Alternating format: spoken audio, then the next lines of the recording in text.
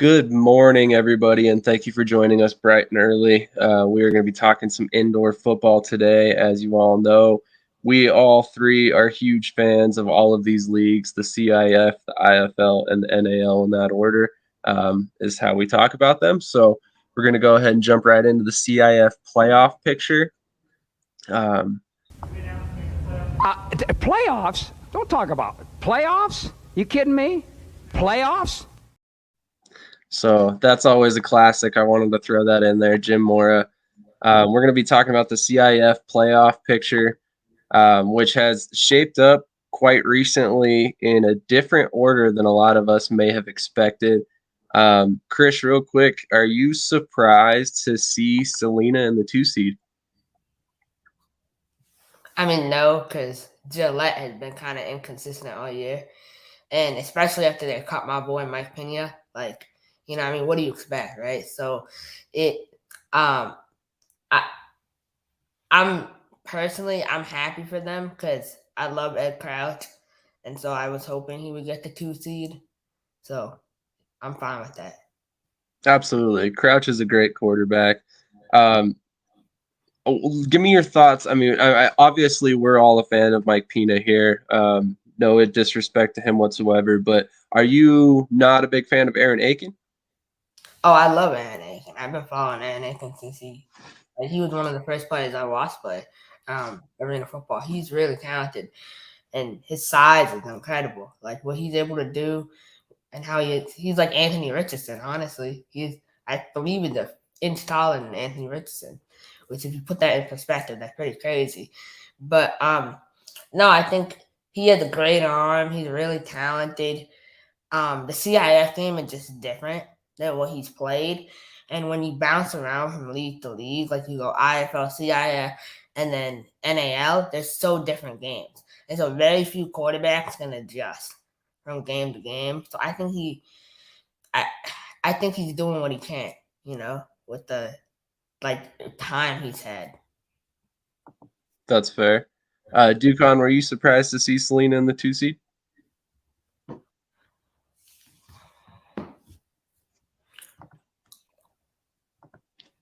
You're muted.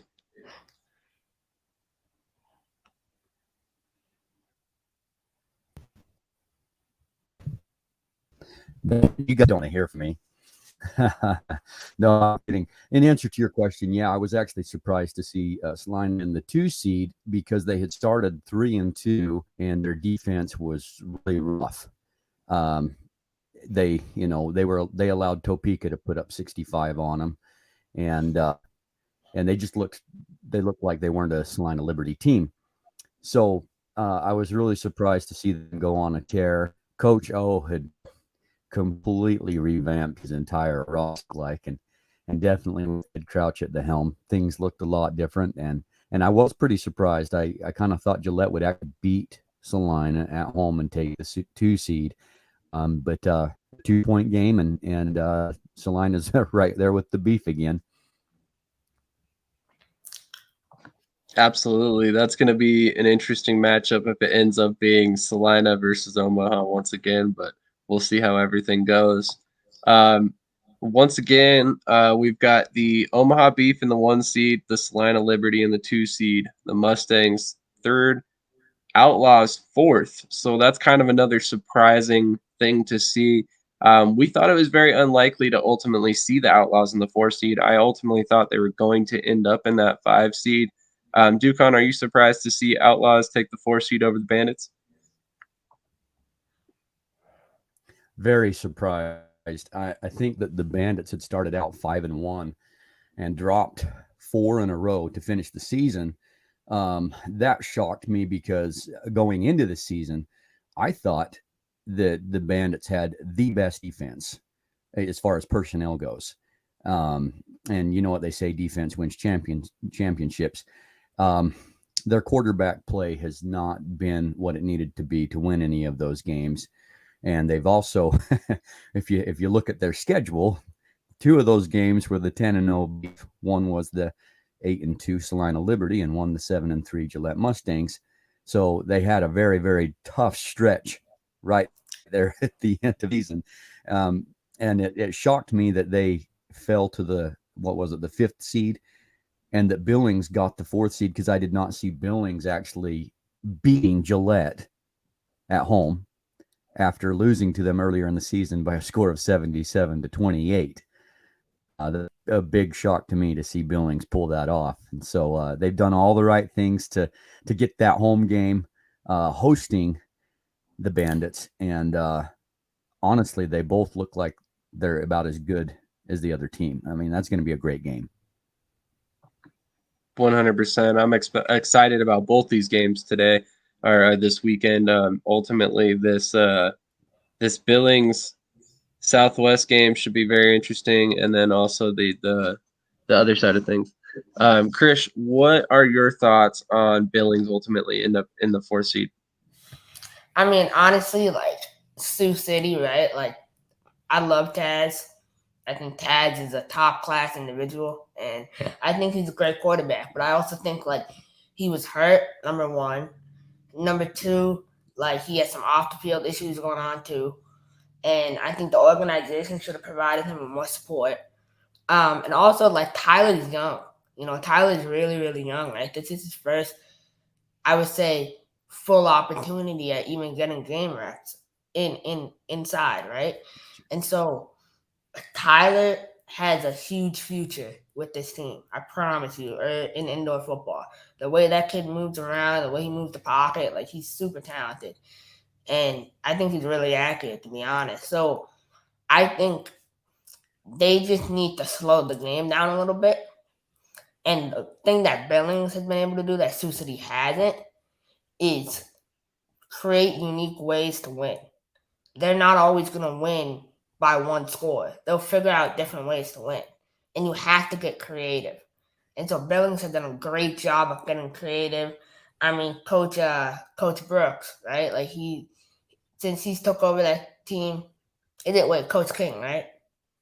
King or Brooks? Coach Sean King. Yeah, King. There we go. He's done a great job since taking over this team from the past coach. But I'm impressed about how Lorenz has played in his second stop. I think he's doing a nice job. I think Rio is still staying solid. You know, wide receiver, quarterback, whatever they have him play, he can do it. So they have different ways to make it work. So I'm not surprised, honestly. Absolutely. Shout out to Rio, who played a little defensive back a couple weeks ago. I mean, that dude can literally do anything and everything on the field. It's unreal to watch him play. And I misspoke. I want to correct myself. I said Southwest versus Billings. It's Sioux City versus Billings. I apologize. Just to clarify for anybody who might have been confused when I said that. Looking down at the rest of these games, I mean, obviously, we kind of figured that Southwest had the corner on the 6th seed. Obviously, we spoke about the fact that Sioux City's a little bit of a surprise there in the 5 seed. But ultimately, the big elephant in the room right now is who, if anyone, can beat the Omaha Beef. I mean, do either of you guys, Ducon, we'll start with you. Do you see any of these teams knocking off the Beef in the playoffs? Maybe Salina. But, like, you know, I don't think Coach O will even be able to handle the Beef. You know, it's good. I mean, I'm sorry, Coach O. You know, I know you're Hall of Fame or whatever, but, like, the Beef are not a CIF team. They're an IFL team. And there's a huge difference when it comes to that. So I think that I think the one team I think that can push them a little bit other than Salina, and this is, I think more than Salina, is Sioux City. But, like, I think Sioux City, if their defense can play like I know they can play, they'll be able to push the Beef. And they have pushed the Beef. The past 2 times they played them pretty hard. But I think the Beef are just so dominant, you know. Kaiser, Tommy, like, Tatum, all them, like, yeah. For sure. 100%. Ducon, what are your thoughts on this?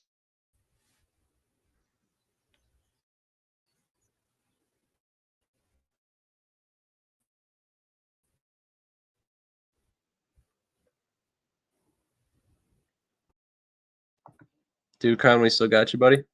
I'm not sure I heard the question right. Oh, I'm What sorry. was your question, Sam? Who do you believe, if anyone right now, can knock off the Beef in the playoffs?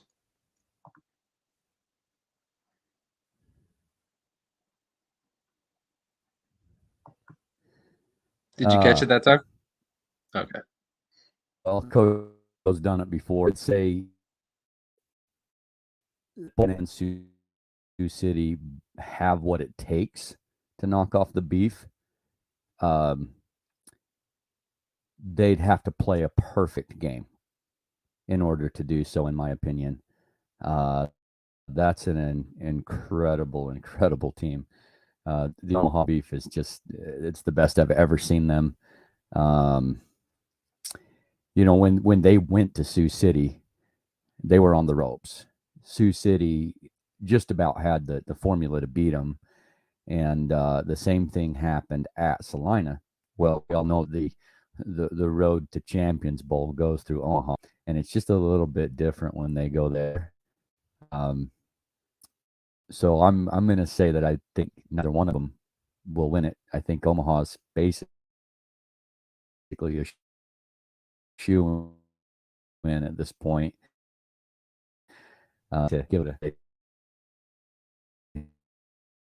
face the Omaha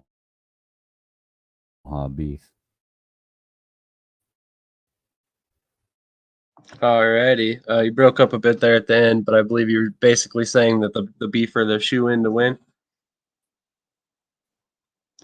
As far as my thoughts on the Beef, I figured this summarized it a little bit better than I could. They are who we thought they were. If you want to crown them, then crown their ass. Legendary Dennis Green. Gotta love that reaction from him about the Chicago Bears at the time. Matt Patton says our home field advantage is unlike any other, and that's exactly why I have a hard time seeing anybody beat Omaha at their house.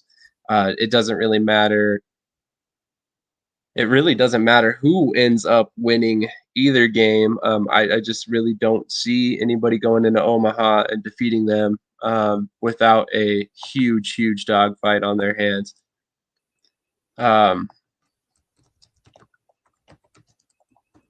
But it's definitely going to be interesting moving forward as far as that goes. I mean, the playoff picture right now for the CIF is just crazy to look at. I mean, like I said, we've got the Storm versus the Mustangs on Saturday today. So it's going to be an interesting game because obviously Southwest is coming into this game with some added motivation, given that Mike Pina and Josh Hollins are both there as their quarterbacks. And then you look over at the other game on Monday night and the Bandits versus the Outlaws, who basically flip-flopped there at the end for seeding issues. So Outlaws got a much-needed boost in terms of a home field advantage. We'll see how much that plays out in terms of their advantage in this game. Obviously, we both talked about it, and it looks like Ducon's having a little bit of streaming issues, so we will welcome him back as soon as we can get that figured out. But as far as the Sioux City Billings games go, I think that home field advantage can't be overstated. Krish, do you think that changes the entire scope of this game? I mean, does it change your opinion on who's going to win this game at all? I mean, Monday night, like 8:30 or 7:30 their time. I mean, well, first of all, I want to know why they had the game on a Monday. I understand like they probably have some arena issues, but I mean it's hard to get people to come out on a Monday night. Like, I have a summer collegiate team in my area, right? And it's a different sport, but it's kind of the same business where on Tuesdays and Wednesday nights, we have trouble getting people because obviously it's during the week, but during the weekend it's different. So I understand why they wanted to get all the games in or whatever, but I really think they should have tried to make it. CIF and the league should have done something so they could play their game without having to turn around and play the next game. Like maybe have a bye week in between, if that makes sense. I you know what I mean? Like have the 3 teams play their game and then have them play their game after. But no, I think I still think Sioux City's gonna win. I mean, I don't really really need to say why because it's too much of an in-depth reason. But I think that I just their defense, man, like watch them come and play and watch them really like they really want to win. You know, Taz is a championship mindset quarterback. Like he wants this. You know, a lot of guys in the Billings, they don't really know what a championship is. No offense to them. It's just the championship they won are at a different level. And this is at like this is a different dog. You know, so I mean we'll see. But I still think Sioux City is going all in. 100%. It's going to be very interesting to see. Sioux City is going to be a tough team to beat, but it is in Billings, so I think that gives them a big advantage.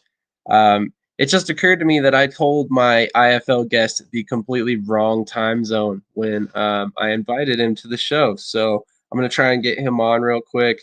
In the meantime, we'll get Ducon back on here. But we're going to be looking at the playoff picture for the IFL as well. So there's a quick excerpt I wanted to play from a great speech that I feel like really sums up what the opportunity that some of these IFL teams have ahead of them. Great moments are born from great opportunity. And that's what you have here tonight, boys. That's what you've earned here tonight. Awesome. So that is from a movie that I really, really love. I think it's a great speech. I'm not going to play the whole thing. It's very extended. But we're working on getting Ducon back on right now. What's up, Aaron Jackson? Yep. Trying to get Ducon back on right now and working on getting IFL guest on right now as well. But let's go ahead and start talking about these games. I mean, obviously, Krish, there's a particular game that I know you have circled on the calendar right now, and that is, of course, the game in Frisco versus Massachusetts, which is probably the game of the week here. So what are your thoughts on this game? I have my calendar right next to me, and that's the first thing highlighted on it, circled. Like, I'm so ready for this game. You know, I'm really excited. You know, to be able to go is awesome. Like, to be able to watch it in person, you know, close by to the field. Like, I'm so excited. You know, Frisco is going to come ready to play. You know, I underestimated TJ Edwards before the season started. I didn't expect him to take the leap he did. I mean, he's just a different quarterback. And I'm really excited. I'm really, really excited to watch us go against him. Our defense took a hit this week. We lost our linebacker we had last week, Devin Hafford, to the USFL. He was apparently, according to you, was with the XFL earlier.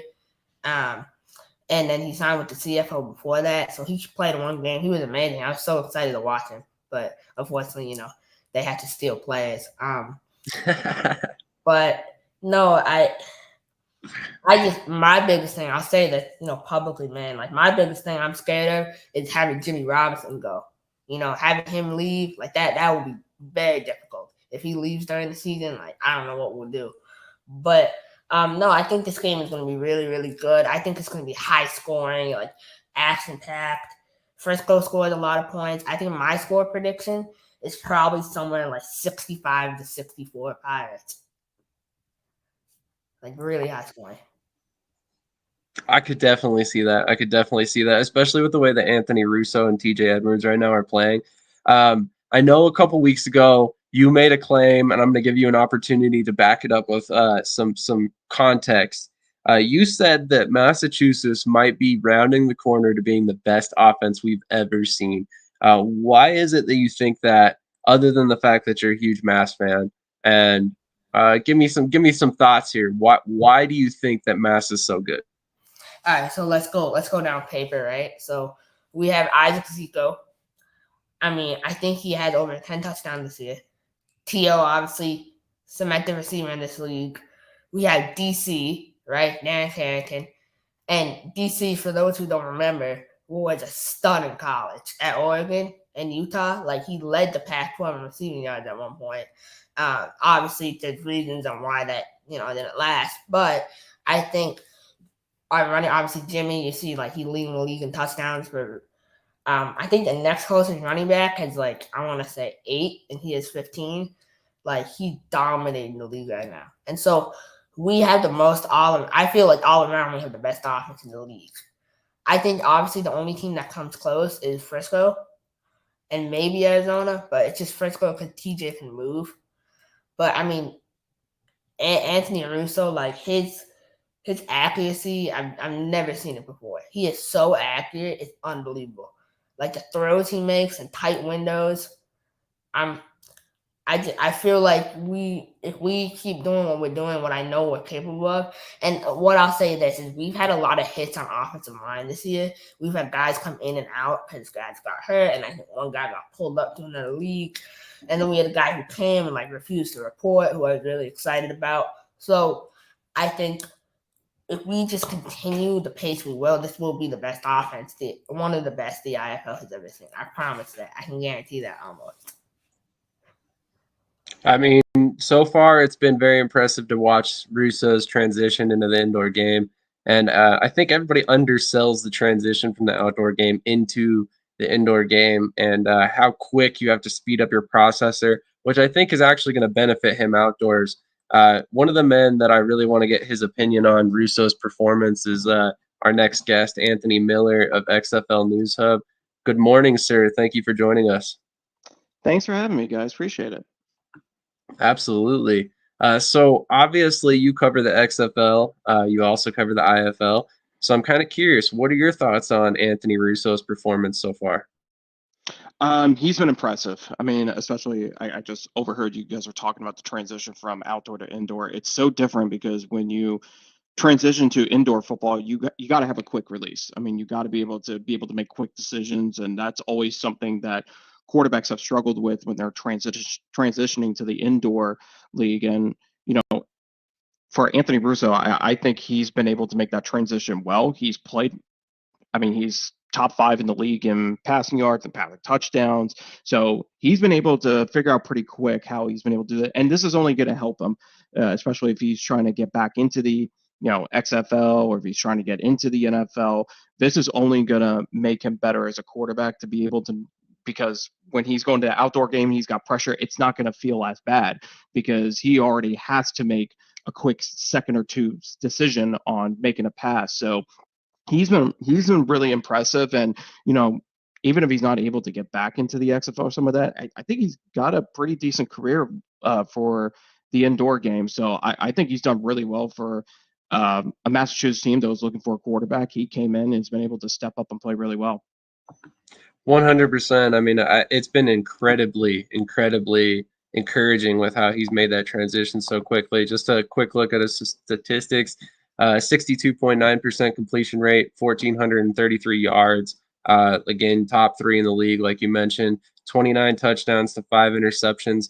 And just to put this in perspective, he's got, I believe, the second most or third most passing attempts in the league at 197 passing attempts in only 8 games. So, I mean, he's throwing the ball a lot more than most IFL offenses really do. He's not that athlete that's going to run it 15 times a game like TJ Edwards might, but he's definitely brought an element to the IFL that we didn't necessarily previously have outside of like a Nate Davis.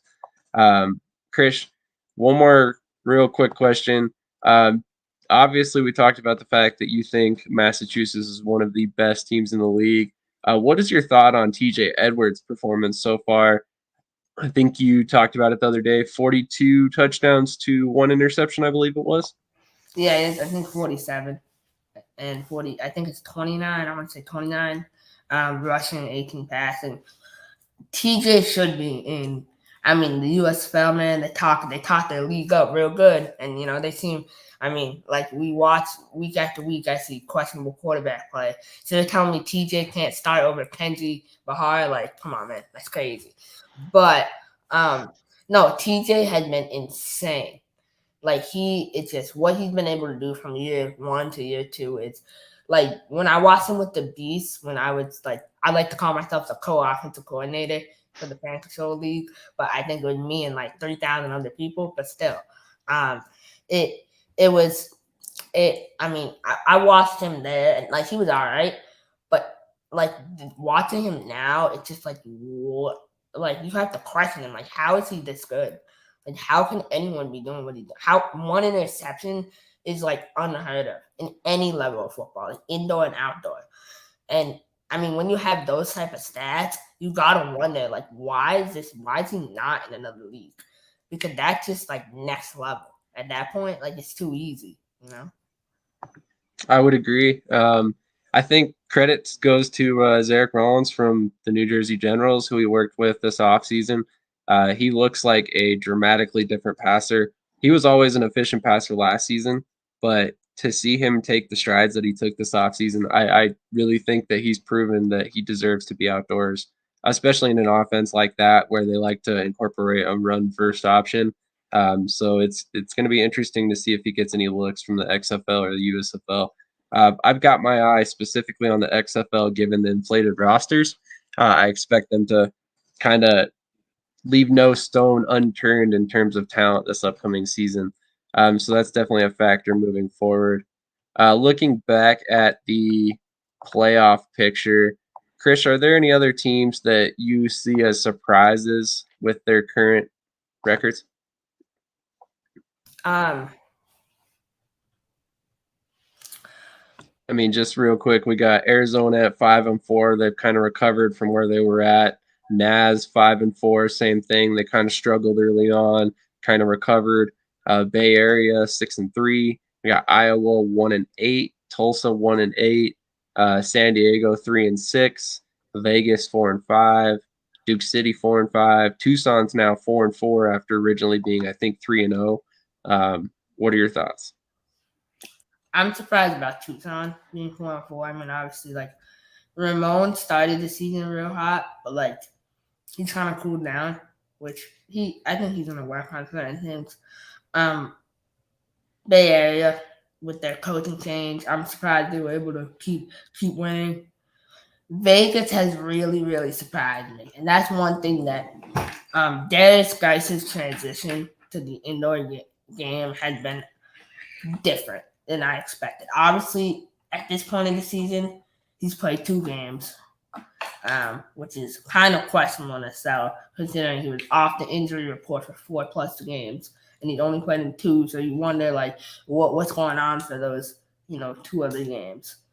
And I know Tulsa he didn't play because they probably bought him a plane ticket back home, and he probably was resting that week. Because I mean, I don't blame him, right? Like Tulsa, but still, that could be a big game. That could have been a big game for him to play in. I don't know what the situation was, but I wish he played in that because he could have really, really got like everything he needed to get fully acclimated. But the game before, he had 3 touchdowns. He looked really, really good.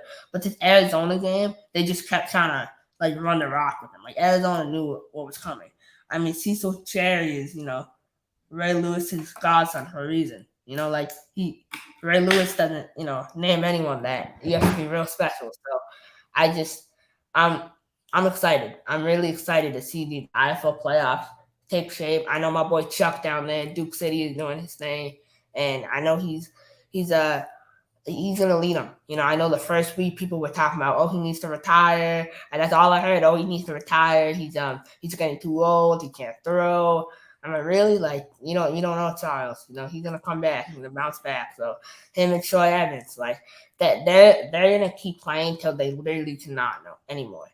And the way they are playing right now, like Troy looks like he's young. He literally looks like he's 25, and I'm pretty sure he's like 42. So it's pretty crazy. But yeah, Absolutely. Anthony, are any teams that are surprising you right now where they stand?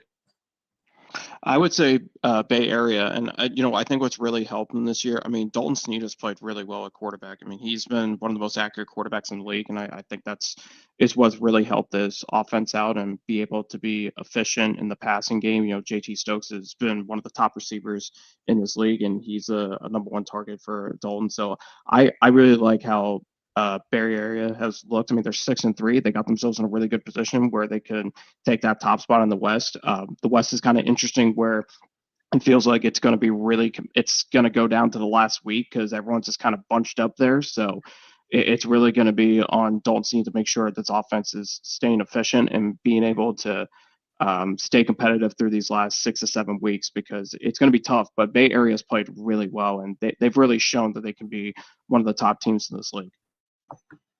I would 100% agree. Like Krish said, it was encouraging that they made the coaching change and still just kept rolling like it was business as usual. You know, it was very encouraging. Ducon, what are your thoughts on these teams in the West? I know we've talked about the West Division quite a bit, given the parity. Who do you think comes out of the West?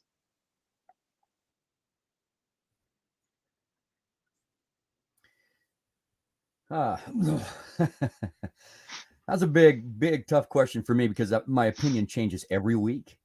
But I would say my biggest surprise team actually is the Naz Wranglers, in that I thought that they were just going to fall off the map because they had lost most of their championship team, it seemed, and lost their defensive coordinator in Rob Keefe. That I just thought they'd fall back to the old Naz 2 years ago. And they've actually surprised me with how well they've adjusted in the defense that still is so legit over there. So they're the biggest surprise for me. The team that I think comes out on top, I'm with Anthony on this. I think Bay Area just has just enough to pull it off, and Dalton Sneed's just getting better week after week. I think that Bay Area is finally clicking, and I think that they're actually going to take the Western Conference. That's very fair. I know you know this because we do weekly picks, but I've been rocking with DC.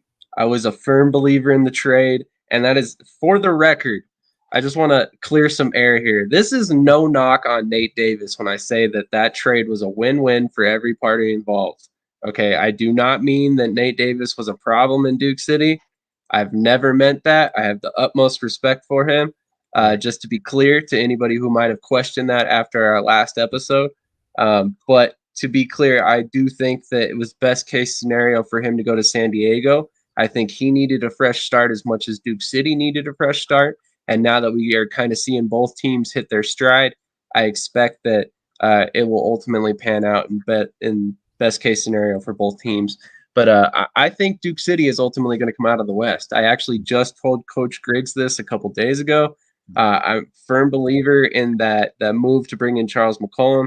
I think he was that steadying presence that they needed on this roster, and I'm firmly expecting them to go on a run over the next couple weeks here and ultimately take home the West Conference, which is going to be very exciting to see.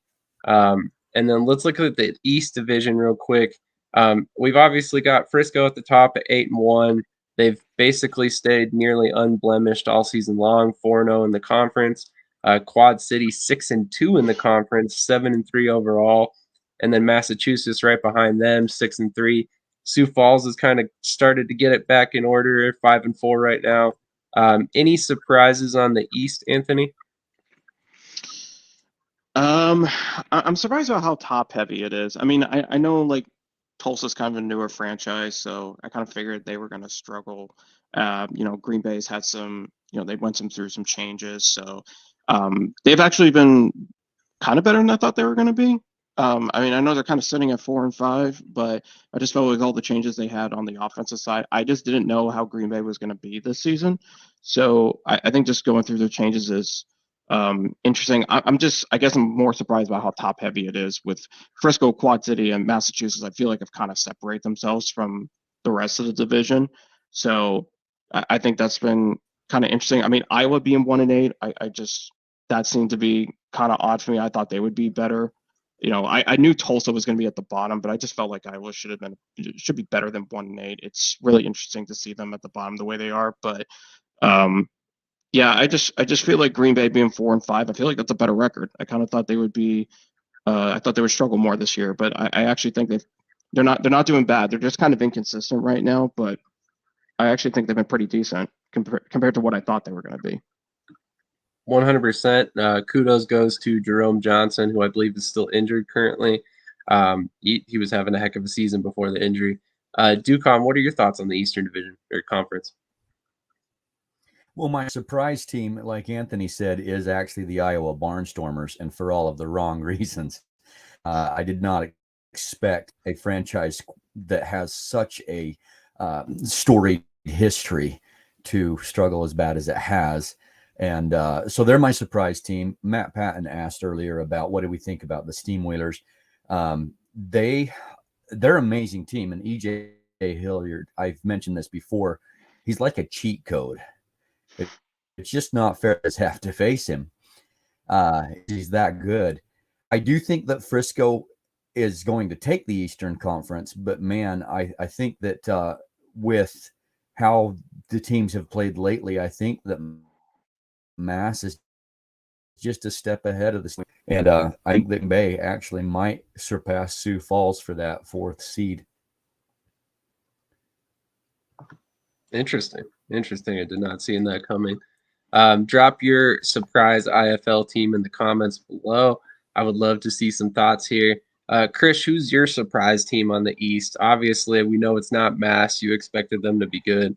Or were you surprised by Frisco or Quad City, or are they kind of where you expected them to be as well? Yeah, I mean, I expected Frisco and Quad Cities to be at top. Obviously, Iowa, like Ducon said, is really surprising. I know how hard a coach works down there to try to build, a winning program. I mean, it's hard, Obviously, number one, the location, and number two, it's like a lot of players have gotten hurt, and their season has gone downhill faster. And I think their defensive coordinator just left too. If I'm not wrong, I think their defensive coordinator left to be the head coach of Albany. Am I wrong about that? Albany, yep. Yeah, but I thought their defensive coordinator was coming up. They had an offensive coordinator and a defensive coordinator when they came and played us, but one of them got fired and one of them left. But I'm actually like surprised because, as much as I understand why Iowa has had a hard time, I was hoping Bain would stay.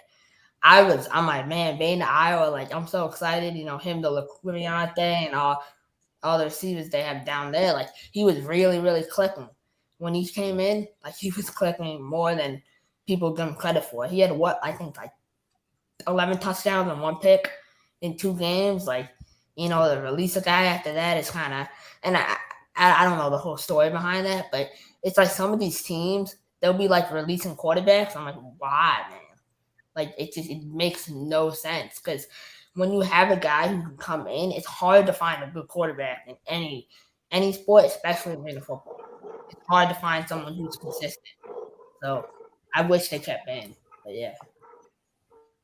Yeah, it sounds like that was kind of a mutual decision. I really wonder what's up with Iowa. They really have struggled. Something is up. Well, I mean, I don't know that there's been a more injured team in the league.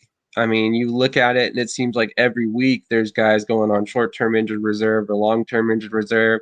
They lost Wimbush for several weeks early on. They lost DJP, I think it was after week 1, to a season-ending injury. That threw everything off immediately. Zach Reeder's a rookie. I don't think he was ready to enter the game quite yet. And it's really kind of thrown them off. And then, Coach Mogs even told me himself, he's like, you know what, I threw up a Hail Mary to get Bain here. He was like, I was hoping the veteran presence would kind of steady the ship. And it just didn't work out for either party, him or Bain. And so they decided to part ways, mutually amicable. He said nothing but great things about Bain and his time there. But he went back to Reeder, and ultimately it's a lost season, but you want to get that young guy some reps. So that's the best opportunity for everybody involved as far as that goes. If you had to predict a winner right now, Anthony, who would you think ends up winning this East Division Conference? I obviously I'm from the Dallas Fort Worth area, so I want to say Frisco, but I think I'm still going to say Frisco, but I think we're really going to find out a lot about this team, especially in this backstretch of the season, because they have a really tough schedule heading up. I mean, every team they're playing has a winning record except for Iowa in the last week of the season. So I think we're about to really find out how good this Frisco team is. They should be, because TJ Edwards is an absolute beast. He's the MVP of this league.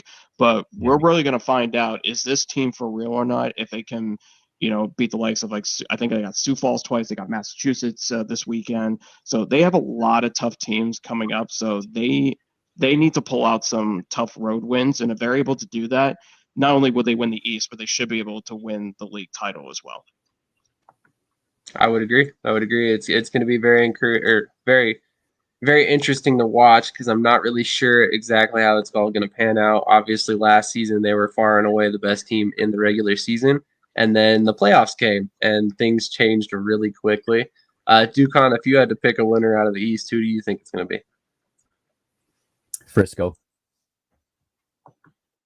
All right. Matt says, don't count out the Wheelers, don't count out Quad City. Krish, what are your thoughts?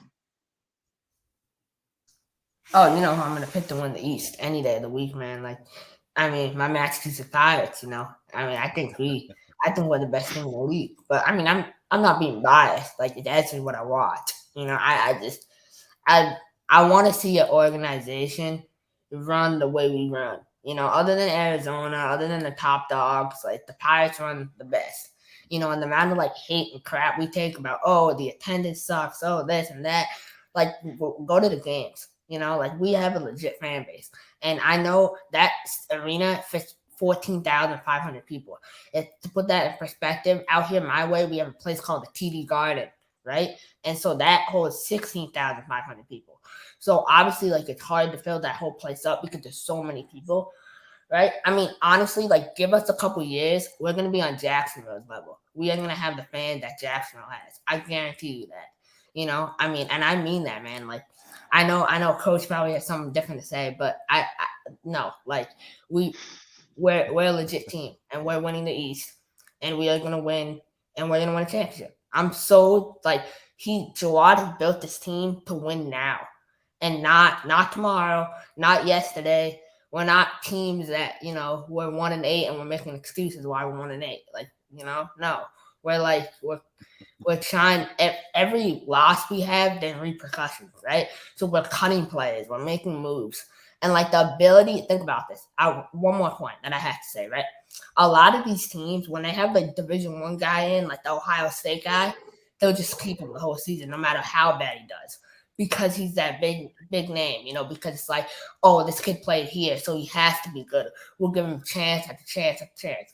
We have guys from Ohio State out. We have former NFL players we've had here that we cut because they haven't played good. So we're not scared to cut anyone, no matter who they are, no matter what their name is. And so that's why we continue to be successful year after year after year, because we go and we get the best talent. We could easily recruit guys. You know how many semi-pro teams we have in our area? We have 7 semi-pro teams in Worcester alone. If we recruited, like, we could easily recruit those guys, but those guys are no good. So I'm happy that we have our guys, and I'm really excited. I can't wait to win the championship. For sure. I won't go as far as saying they will win a championship, but I will say that Massachusetts arguably has the most outdoor talent in the league. The way they recruit players is unlike any other team in the league. You will watch them gain and lose players on a weekly basis from the XFL or from the USFL and back to the USFL, the XFL, CFL, all these different leagues. So it'll be, they're an interesting team to watch simply because of the way they build the team.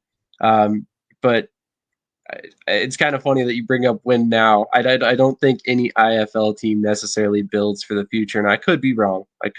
Maybe some of these guys are starting to bring in players with the thought process that we might lose this quarterback, we might lose this wide receiver, but I think ultimately they're all following that Coach Manas theory. I want 25 starters or I want 30 starters on my roster, and I'm not bringing in guys specifically to be backups. They're all, they're probably all going to play at some point, but that's just my theory. I'm very interested to see how this whole division shakes out, or whole league shakes out realistically on both sides. It's been very interesting to watch so far. It seems like there's games that I expect to go one way and then fall the other way every week. Let's get into some predictions real quick for this upcoming week's games, and then we'll get Anthony out of here and bring on our next guest. So let me pull up the schedule real quick. All right, so it looks like the first game of this weekend, we got Tucson at Vegas. Let's go down the row. Anthony first. What is your thought on this game, Anthony? This is tough. Pretty evenly matched. You know, end of the day, I feel like Vegas should win. But both of these teams are kind of. I think the defense for Vegas might be just a little bit better, or I guess Tucson's got the better defense. But you know what? Just Vegas being at home, I'm just gonna go ahead and pick Vegas. I think it'll be a close game though. It'll be super close. That's fair. Ducon, what are your thoughts on this one? Tucson has beat Bay Area and Arizona on the road and held San Diego to 16 points on the road. They are road warriors. I'm taking Tucson. I like that pick. Krish, what are your thoughts? I mean, you know, Ducon is playing his former team, so you already know he's in the locker room loaded up on painkillers. So it's going to be a big game for him. I say 4 rushing touchdowns, 2 passing touchdowns. It's going to be a great game. Darius Geis is going to run all over that defense. That Tucson defense is like, I mean, they're in and out. They're very in and out. I like what they built down there, but they need to keep building, right? And they get too complacent. They're like my Patriots, honestly. Watching them is like watching my Patriots. You know, one week we're like the best team in the league, and the next week we're like dog food. So it's like, I think Vegas win this game. It's gonna be my score prediction. I will give you. I think Ducon. I would say probably. I said 6 touchdowns, so 45. Let's say 45 to 34. Vegas. Okay. Obviously, I'm going to go with Tucson this week personally. I'm a big fan of Ramon Atkins and what he's been able to do so far this season. I think he proves that he belongs as a starter in this league, if not another. Possibly CFL. I personally think he would be a great fit up there. Moving on to the next game, we got the Frisco Fighters at the Massachusetts Pirates, which is going to be the best game of this weekend, hands down, not even close. I'm going to go with Frisco personally. I'm going to pick Frisco against every team all season long. They've just been so damn good. Krish, what are your thoughts on this game? Look, you know what I think, but I mean, man, I love Coach Back. I think Coach Back's amazing. You know, I think Coach Back is a big part of why the sport still is around. You know, because he continues to take over franchises and build them up. And honestly, with Frisco, I'll talk about Frisco for a sec as an organization. Clint Dozell, what he built that first year was like that foundation, and they just built on top of that. And so, I mean, Frisco is they're the best addition the IFL has ever made. Like, I love when they come and play us. There's fights every game. I love it, man. Like those pregame fights. I mean, they're so special, man. And so we can have some of that. I hope there's a fight tonight. I really do. I hope it. I want it post game instead of pregame, but I'll take a pregame fight too. But I got Massachusetts winning this game. Obviously, I can't ever bet against my Pirates. My boy JG23, her best kicker in the league. He's also facing another really good kicker, Bryce Crawford. So the kicker battle is going to be really interesting. I've been hyping him up all week, so you know he better go out and perform. I told him 11 for 11 or bust. You know, so you know, Josh, if you're watching this, man, like you better go 11 for 11. There's no dinner Sunday night, so get ready. But now I got Massachusetts winning 45-36. I said no. I said no that out the other game. I said 65-64 earlier. So I have to stick with that. We'll stick with that. Sounds good. Ducon, what are your thoughts on this game? Like Anthony said, we're going to find out who Frisco is starting with this game. It's a tough one, but I call him Bully Billy. Let's go Frisco. Sounds good. Anthony, what are your thoughts? Frisco's the best offense in the league. Massachusetts is near the bottom on defense, nearly averaging 50 points a game. I think at the end of the day, TJ Edwards, I mean, dude is averaging almost 5 touchdowns a game, over 215 yards. I got to go Frisco. And I actually am going to say that it's going to be a double-digit win. All righty, let's move on to the next game. We got Green Bay at Iowa. What are your thoughts on this game, Anthony? I like Green Bay. I mean, look, Iowa's got the worst defense in the league. Obviously, they've gotten through their struggles this year. I just don't see things turning around for Iowa, unfortunately. And as I said, Green Bay is, I think, on the rise. I think they've really pulled things together, and they're going to compete. I really think they're going to be able to get themselves back in this East Division race, and it's going to start with this game. So I'm going to pick Green Bay to win. All right, Ducon, what are your thoughts on this game? Green Bay at Iowa. Iowa is still struggling with an identity crisis, I think. I'll take Green Bay. That's fair. Krish, your thoughts? So Iowa signed this like 6'7" linebacker who's like a bodybuilder who hasn't played football in like 10 years. And they cut him like 2 times and signed him. Like if you're signing guys like that off the street, man, like you're lucky if you can even hang in a game. So especially with Green Bay, like I know Coach Corey, man, he has articles written about him saying like how, they're going to leave him out in the cold or whatever. But nah, he read all that. And so he heard the hate and he's coming for it. I got Green Bay winning this game really handily. Max Myler is insane. Like he is really good.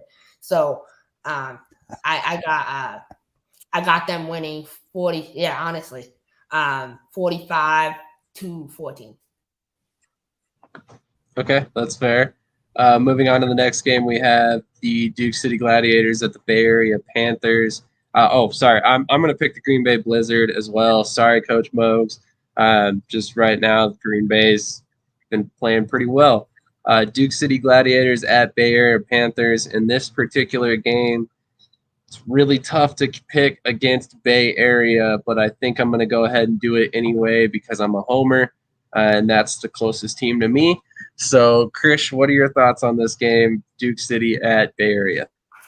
I'm really excited for this game. I'm actually like, other than like every week, so I usually obviously go to my Pirates games, but like I'll usually watch like Arizona because I like really hope Kevin Guy loses. If every week Kevin Guy loses, it makes my week. But I think, man, I love Bay Area. I love Rob Keefe. I love Dixie Wooten, but I love Charlie McCollum. So it's hard to pick, but I have to go with the offensive coordinator, Bones Brigante for the Duke City Gladiators. He's a homeboy of mine, so I'm going DC. It's going to be a real close game, though. It's going to be like 45-44, Duke City.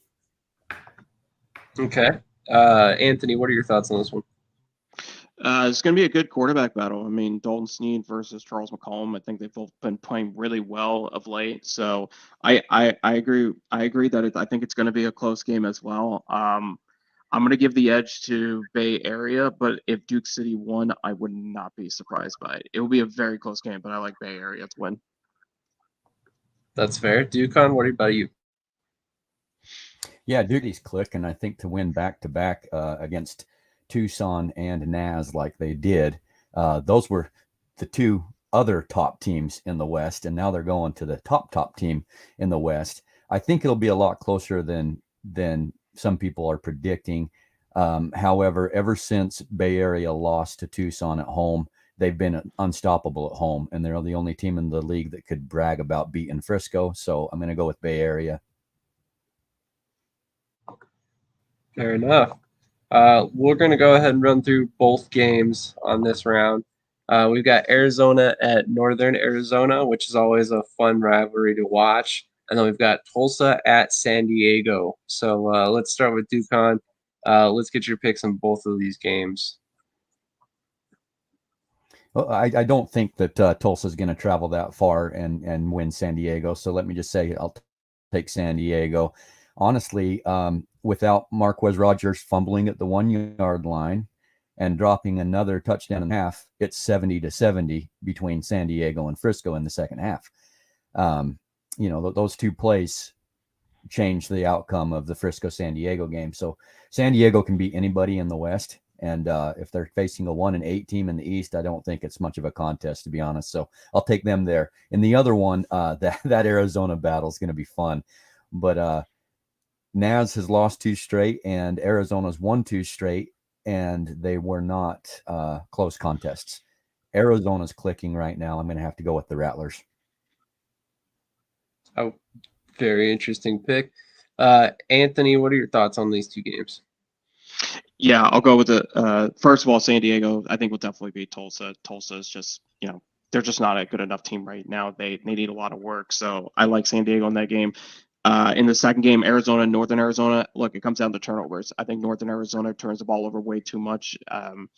Kettle's already thrown 13 interceptions this season. I think that's the big difference in the game. True Powell's playing really well at quarterback for Arizona. So I would go Arizona with the win. Absolutely. Krish, what are your thoughts on these 2 games? Well, first off, shout out to all the people that are watching, by the way. That's huge, man. But no, San Diego, easy dubs. Marquez Rogers, he's not Hoodie Rogers anymore. He has to earn that back. So he'll earn it though. Let's hope he better earn it back. But you really think Taylor's gonna lose? Taylor's not losing. I feel bad for Coach Marvin Jones. He went from the CIF to the IFL, and it's been a rough transition. But I give him next year. He'll be fine next year. But then Arizona, Northern Arizona, like I don't know, man. I have to pick Arizona. You know how I feel about Arizona, but Drew Powell, man, like he needs to get steroid tested for him to come back from an injury like that and be like as good. And I'm serious though, like actually steroid testing. Because like he is insane, and like he's come back from an injury. And Northern Arizona, their quarterback play has been questionable. I know Garrett Kettle has been in there, and he's tried. He's done okay. And then they had Caleb Watson in there, and they've been splitting time.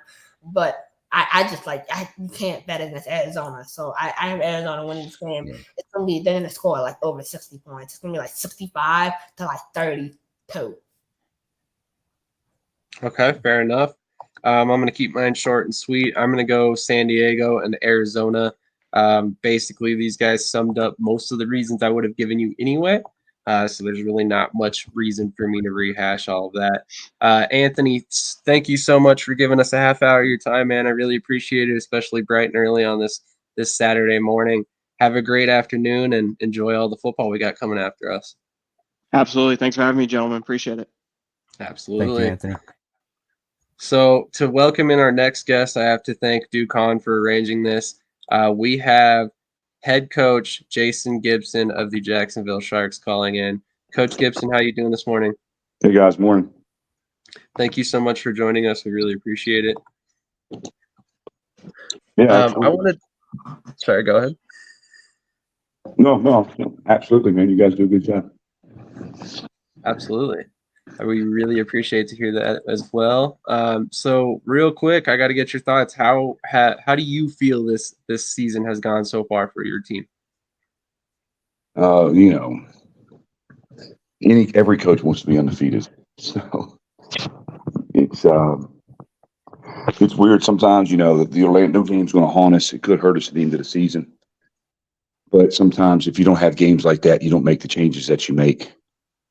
And so that game forced me to do a couple things different and kind of lead us in the right direction where we're going. And I'm still trying to build a culture in Jacksonville.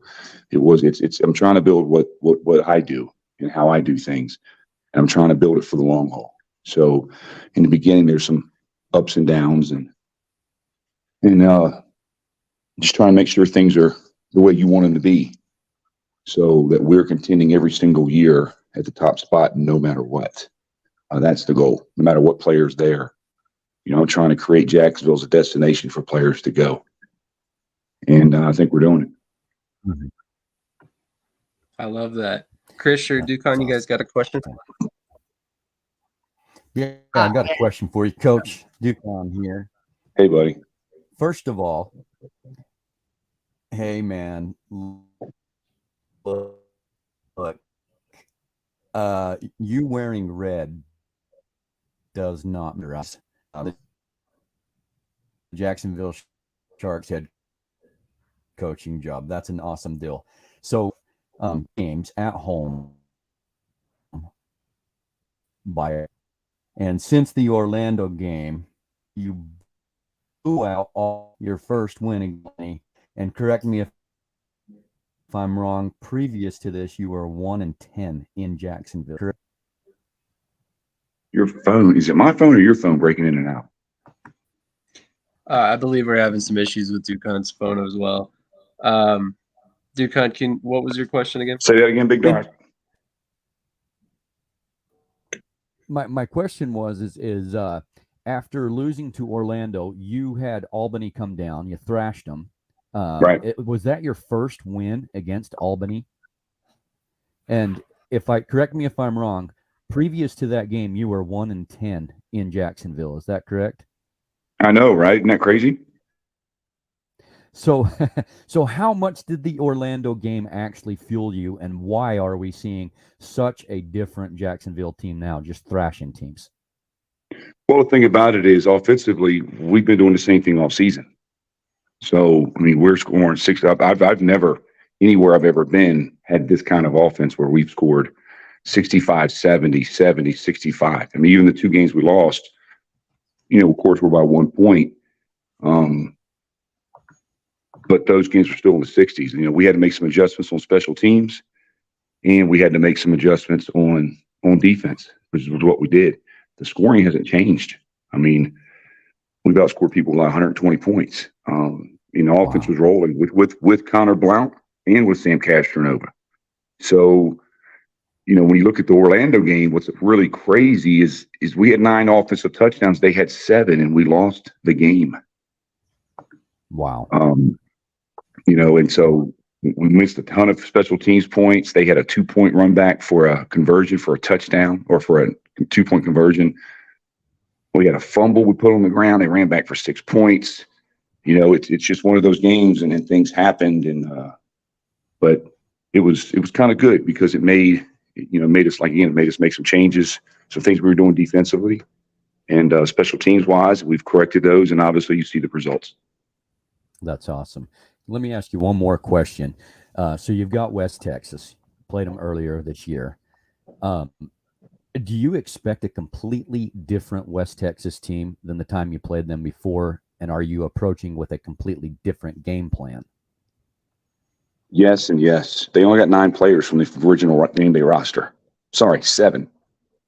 Wow. So, Tate's done a good job down there of, I remember after the first game, he said, this was an eye-opener because these guys thought that they knew what they were doing, and he's consistently upgraded that roster every single week. He's been in every single game. He's had a chance to win 3 or 4 games under the minute, and it just didn't go his way. I don't think anybody in the league wants to play West Texas right now. They're a good team. They've got good players, and they do some things different. So it's like I told the players, this could be the hardest game of the whole year this weekend because of various reasons. That's awesome. I'm going to ask you one more, and then I'll let the other guys ask some questions.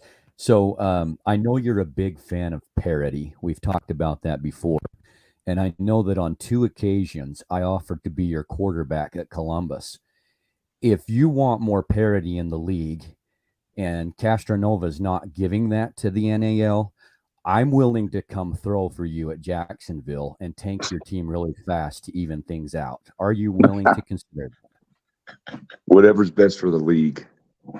I knew you were that guy. I knew you were that kind of guy. Thank you, Jason. Whatever's best for the league. Appreciate the time. I'll leave the other guys to ask some questions. Thanks. That was awesome. Krish, what was your question? Sure. So, what's up, Coach? One of my questions for you is, so obviously you got Sam Casanova. He's lighting up the league. Like, he's crazy. But then you also have Connor Blount. And so I was looking at the transaction report, and it said Blount is on 20-day IR, which I don't know how accurate that is. What's your plan when Blount comes back? I don't have to worry about that today. That's the good thing. I mean, they're both good quarterbacks. Connor was leading the league in every statistical category by a long shot. Outstanding quarterback, especially considering he's a rookie. He's only played 3 arena football games in his entire life. Some of these guys have played 3, 4, 5, 6 years, become a vet.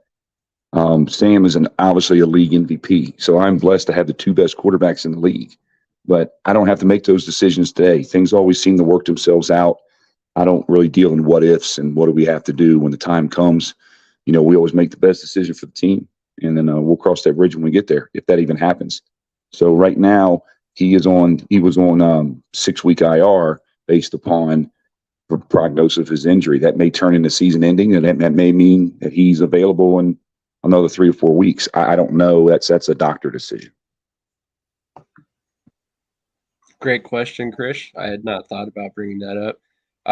Obviously, Coach, you just briefly touched on that. How lucky were you to be able to pick up Sam Castronova at the timing that Connor Blount's injury came about? Extremely. Well, I had a pick of some quarterbacks, trust me. So we had some guys lined up come in, but I thought that he was the best fit for what we do, character-wise, personality-wise, playing-wise. And, I had a chance to talk to 3 or 4 vet quarterbacks that we were thinking about bringing in. And after talking with Sam on the phone and obviously playing against him, I just thought this is the perfect fit for our team. And he has turned out to be an unbelievable quarterback. He's so much fun to coach.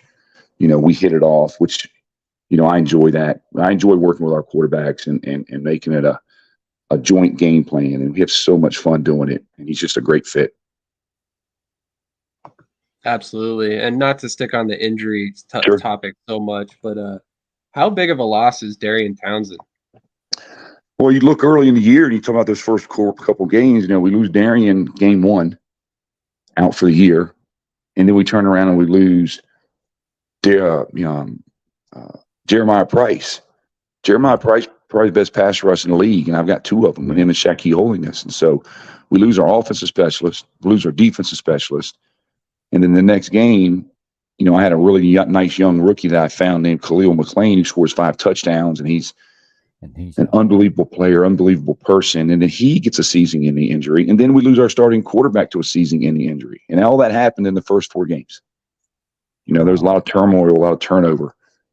And, we're finally healthy. Price is back. Last week was his first game back. I thought that was a huge difference in the San Antonio game.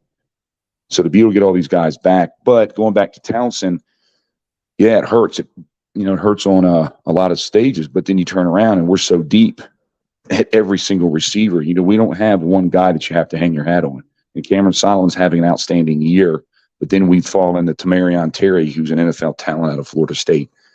And you have him and Jensen Stoshak, who didn't even play last week because he had a prior engagement for work. He wasn't even in that game. That's got one of the best receivers in the league.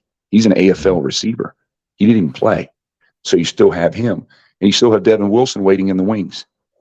So we're heavy at receiver, and we're just fortunate to be in that situation. But Darian is a leader of our team, and he'll be back next year. That's awesome. Absolutely. Anybody else got any questions? Yeah, I got another question for you, Coach. Is there any of your remaining schedule that you have circled on your calendar that is the most important game for you to win? Tonight. It's not cliche. It's tonight. This is a very important game because, I'm chasing home field advantage. If I get home field advantage in Jacksonville, regardless of what anybody says or thinks, it's going to be tough to win there now. It's going to be. But tonight's important. As big as a win as it was last week, that win will get diminished if we lose tonight. And so I recognize that. But it's arena football, and anything can happen. And any of these teams can win at any time. I always laugh at people. I'm not a good basketball player. I made a 3-pointer every once in a while. So it happens. And sometimes teams don't show up. So my job is to make sure that we show up tonight. The guys stay focused. You don't, listen to, oh, you guys are so good or so bad or whatever social media says. And so tonight is an unbelievably huge game. I really don't even know who we play next week. That's fair. Why worry about it? That's next week, right? Yeah, I can't. All I can deal with is what my players say. Where are your feet right now? My feet are in West Texas, and that's what I'm worried about. And they're just an extremely well coached team, a good team, and they're going to make waves. And I'm predicting they're going to be in the playoffs. They're going to be one of those 4 teams in the playoffs. Interesting. I mean, like you said, it's been interesting to watch them kind of progress and continue to bring in talent throughout the year. On the surface, it doesn't necessarily look good, but as you see the progression and see them getting better, it's definitely kind of culminated in a better product. Man, I had a question for you and I just blanked. Krish, do you have anything? Yeah, I mean, obviously, like, you probably don't, worry about what's going on with other teams, but like, as a league, right? Like, you guys have a lot of attention on you for good and bad reasons. How does it feel? Like 2 weeks ago, you beat that team by, I want to say, 40 points, like you destroyed them. How does it feel to beat a team that now you play? I think you play them one more time before the season, if I'm not mistaken. And Right. then have Antonio Brown, Cam Newton, and the Pouncey twins playing. Like, how excited are you to face all those guys? I think it's fantastic from a league standpoint. I hope they all show up. They'll have ESPN, Fox News, ABC. They'll all be at the game. I think it's great for the fans. So from an actual arena standpoint, it doesn't matter because I don't care who you are. Like I heard, you guys talking earlier. I've had NFL Super Bowl players on previous teams, and we cut them because they don't understand arena football. So to just show up and play one game and have to play Iron Man, good luck. Quarterbacks are hard in arena. I don't care who you are. So from a competitive standpoint, that doesn't mean anything to me. But from a league standpoint and promotions and all the hoopla, absolutely. I hope he brings them all. That would be fantastic. Because everybody in the country will be watching and we all eyes on, and why not, right? 100%. Coach, I know there was some talk early on in the season about some potential NAL expansion. If you had your ideal scenario, what are some markets or some cities that you would like to see get teams back or get teams originally, I guess? Well, I mean, I know where they're going with it, so I'm lucky to be privy to that. But to be honest with you, I don't care about the market. I care about the ownership. The market's irrelevant. If you got bad owners, it's not going to work. In Jacksonville, what they do a great job of is Jacksonville invests their money in the front office. They do a great job on the sales staff, ticketing, and game day entertainment. This game is about entertainment. And you get a lot of these owners that come in and they want to do all the football fun stuff, but they don't want to do the stuff that matters. They don't want to, put on a pregame show. They don't want to spend the money to entertain the fans. And when you find those people that want to do it as a business, which there's a couple teams out there that do a really good job of doing that outside of Jacksonville, that's the markets that we want to be in. It doesn't really matter necessarily the city. Does that make sense? That makes 100% sense. I would totally agree. Even as a player, as a coach, when you go to certain games, I'm not saying any names of anybody across the country. When the fan experience is horrific, it's terrible as a player. There's no energy, and fans nowadays are TikTok and Snapchat and all that other stuff that I don't really know about, and their attention span is small. So you have to be able to grab the fans. The product is great. I've watched all the leagues. I see games from all the leagues, and it's a really good product. That's what frustrates me. What frustrates me is when I see really empty arenas and people that aren't putting the effort into the things that really matter. Nobody's going to come to I'm not going to get 500 million extra tickets at a game unless you're Antonio Brown, because I signed a certain player. We're just not at that level yet. I think a lot of people support the team, necessarily the player. Now, there's really great players out there that have a following, and I can name a few, but I think the fan experience and the total experience and the ticket sales is what matters. And, obviously Arizona is one of them. Omaha Beef is one of them. I mean, those teams put the effort into the fan base, and you see what you see on game day. 100% can vouch for the fact that the Omaha Beef really, really care about their team and their league, and they want to see it all progress. Arizona as well. Arizona has had a huge hand in making the IFL what it is today. Real quick, I wanted to get your view on these. With the XFL and the USFL being what they are these days, How closely do you as a team follow the transaction wire? I mean, are you guys looking at who's released from XFL and USFL teams often, or is it just luck of the draw type situations where maybe they might be a fit for what you need?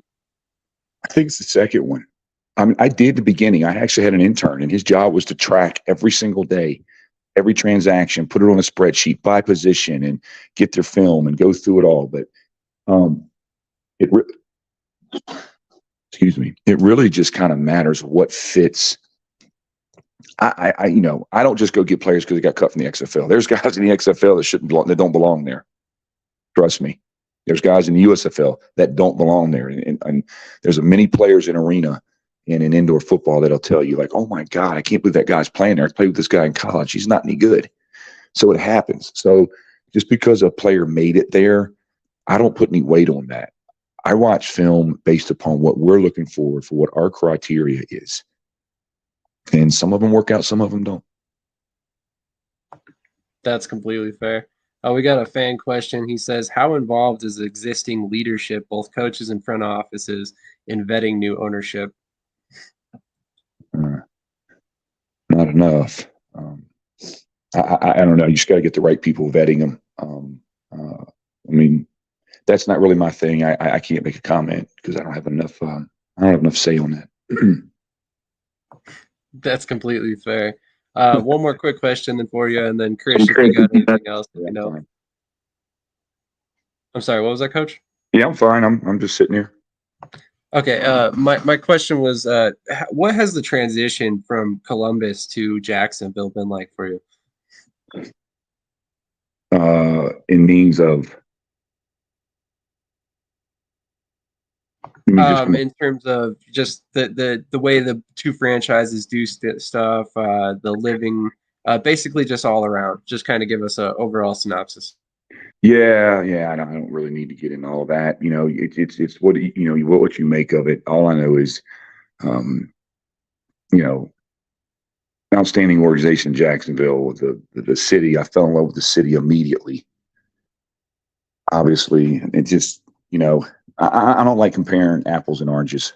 It's not apples to apples. That's completely fair. Krish, do you have anything else for Coach? Yeah, I mean, I feel like going into the season, you guys were slept on, right? And like I know you like you don't really pay attention to all that stuff and all the outside noise and like the coaches poll they do, which is like totally biased. But you you talked about the fans, and like you look at places like Fayetteville where they have 2 people there, and San Antonio and different places like that. Like, I mean, you kind of talked about it, but like, how lucky do you feel to be able to, I can't imagine as a coach walking out and seeing 8,000 people there watching a game. Like, that must be. Well, I mean, that's a great question, and you're absolutely right. And to San Antonio's credit, those guys down here have done an outstanding job. They've done a U-turn, and the way they treat the teams coming in. James down there, the GM, the fan, they had a really good crowd there that last game, I thought, and it's continuing to grow. That's exciting. And they put the effort into things. They put the effort into the pregame. They put the effort into the dance team. They put effort into ticket sales. You can see them being active and they're getting rewarded for it, and they put on a good show. And so I commend them for that. Then you go to Fayetteville and there's 5 people in the stands. There's a lot of issues there. And so I'm not holding my tongue on that. They got to, figure out what's more important, players or fan butts in the seats. And that's something that owner needs to figure out. But it's great to be in Jacksonville when you walk out and there's 8,000 people at a game. It's great to be in Jacksonville when you go to the airport and every single person there knows who the entire team is and asks for autographs. And, it's a great fan base that they've built. We've done a lot of things in the community this year in the off season. That's why I moved there, to be there in the off season, to put in NFL flag and to put in programs to get us even more entrenched in the community. But the fans eat it up. But then again, Chris, it goes back to they put the effort in the front office. I mean, there's full-time people working in that front office that sell tickets all day, every day. That's all they do. Sell tickets. That's their job. And a lot of teams don't do that. They just want to hire guys that want to be GMs and, hey, I put together a football team. Look what I did. Nobody cares, man.